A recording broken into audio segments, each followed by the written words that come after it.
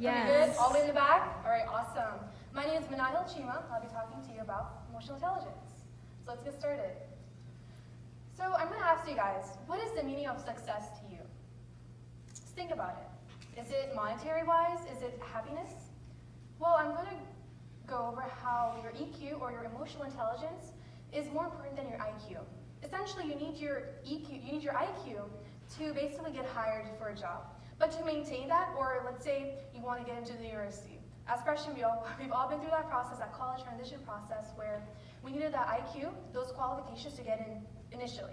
But to maintain that, we needed our EQ, or emotional intelligence. And basically, all three, our personality, EQ, and IQ, all make up who we are, essentially. All right, so first of all, we need to figure out what is emotional intelligence and why is it important. So by show of hands, how many of you guys have heard of emotional intelligence before today? All right, okay, cool. But do you know how to apply it? Okay, we're going to learn what it is first, just to revise, and then how to really apply it.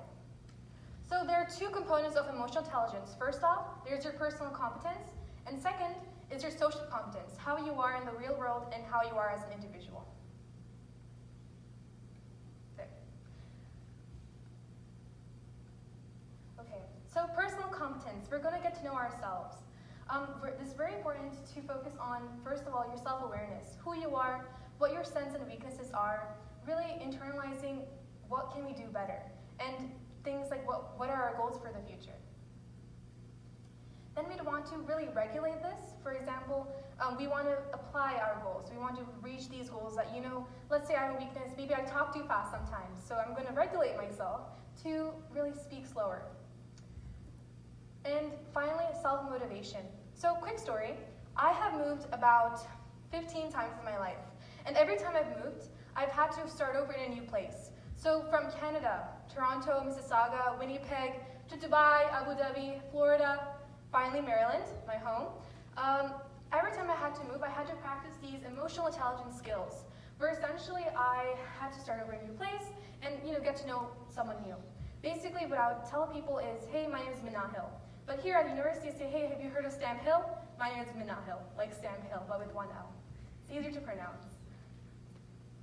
So, social competence, our second aspect of emotional intelligence. How can we apply that? Well, we know that to be socially aware, and then finally, these two go hand in hand, our handling relationships and being socially aware as well. Basically, being able to interact with others, empathize with them, and understand where other people are coming from.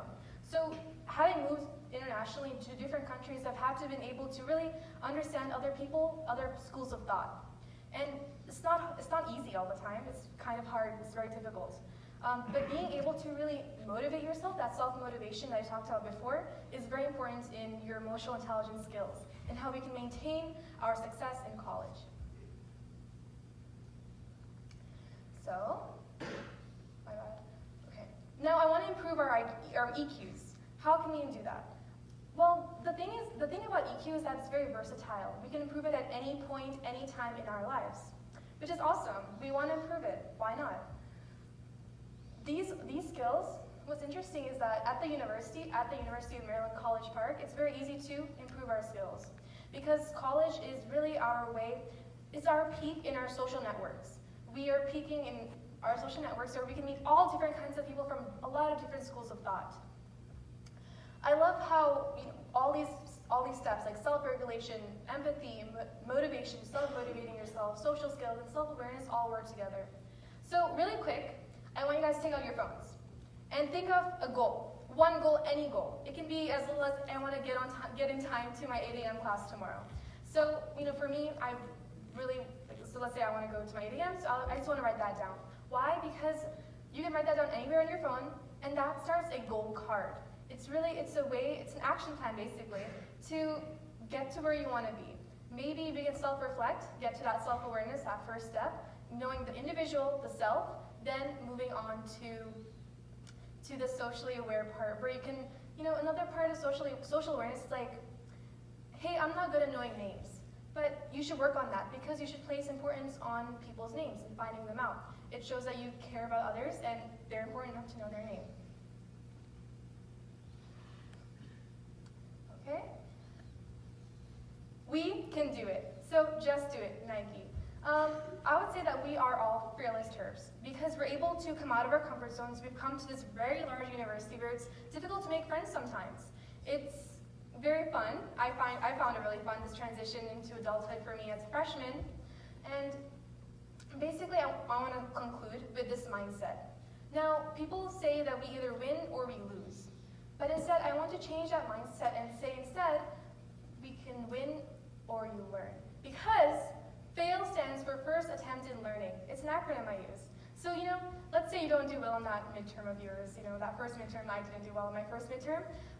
It's First Attempt in Learning. It's a different type of mindset that helps you really understand, hey, I can do better next time. I will not dwell on the negativities. I'll be more optimistic, practice my emotional intelligence, and do the best I can. Be the best person I can be. Thank you very much.